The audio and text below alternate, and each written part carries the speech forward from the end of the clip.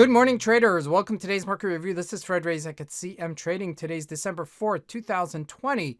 And today is Friday morning. So looking at the highlights of the day, it's the same highlights as yesterday. The euro continues to rally against the dollar and to extend its gains together with the Aussie dollar as it pushes higher. Now looking at the economic events of the day, just one event coming out of the United States at 3:30 South African time. We have the NFP coming out in the United States. That's an important number, the most important number of the month. Now, looking at the various markets, as we mentioned, the euro and the Aussie dollar continue to gain versus USD. In terms of the Nasdaq, it hits all-time highs yesterday, but on what and why?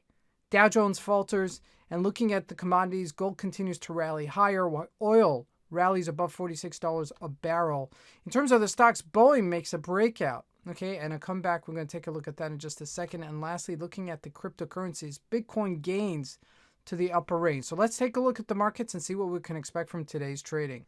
So we're going to start out with the Euro USD at a weekly chart. And you can see pretty much, look at that, 21.53. Look at that nice breakout. That's over 200 pips over the past couple of days, as it broke that 120-ish level. So looking at this now, okay, the next real resistance is 124.58.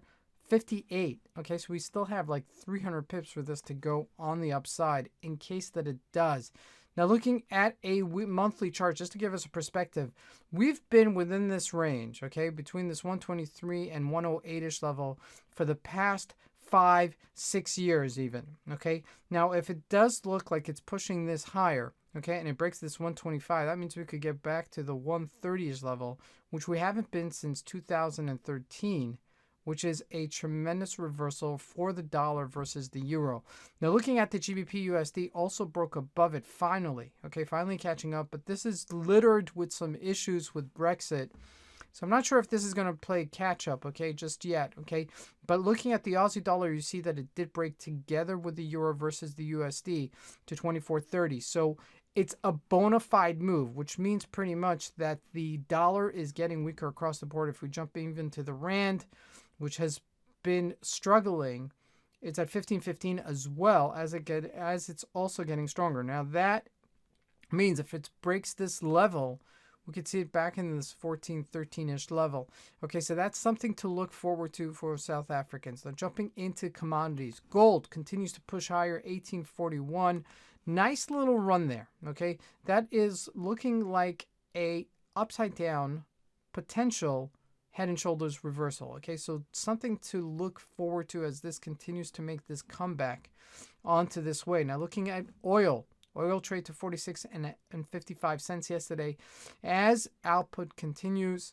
Okay, and the price and demand is obviously meeting itself as this is getting stronger. Now something to look forward to here.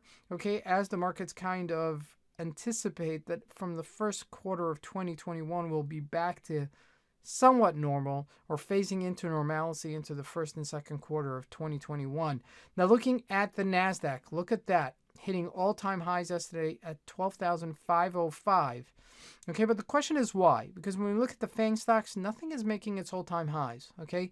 Nothing is really just presenting itself to like breakout levels, okay? Which is a little bit disconcerting because this may show itself as a fake rally. Okay, and the reason I say that because when we look at the Dow Jones, it's not breaking higher. Okay, it's at 30,000, did sell off from 30,075. And looking at the individual stocks, we're not seeing them break higher. Yes, did Apple run to 120? Yes, but it's not at 132 where I would have expected it to be with the rest of the market. Looking at Facebook is another one. I would have expected it to be at $300, okay? So the stocks are not coming in tandem, okay, which means that the market is overextending itself, and we may anticipate a reversal in it. Okay, now looking at some of the other major U.S. technology stocks, Microsoft also dead, below 215. If we look at Amazon, also didn't break that 32-ish level, which was a resistance-ish level. So something to consider. If it doesn't go higher, if this market does not go higher, if the individual stocks do not go higher, I'm calling it that the Nasdaq is going to make a severe reversal. Okay, now lastly, looking at Bitcoin, as it's edging up higher, 19,284 on its upper range, not giving up. Okay, really not giving up. It is consolidating in this area, but not giving up on the downside as well. So it's a little bit hard to really tell when it's actually going to break out. But if it does consolidate, if it does get to that upper limit, and you see it breaking up above 19,500, that may be a indication that we're going to go even higher. Okay, so something to consider in that as well. Now, NFP big day today coming out of the United States.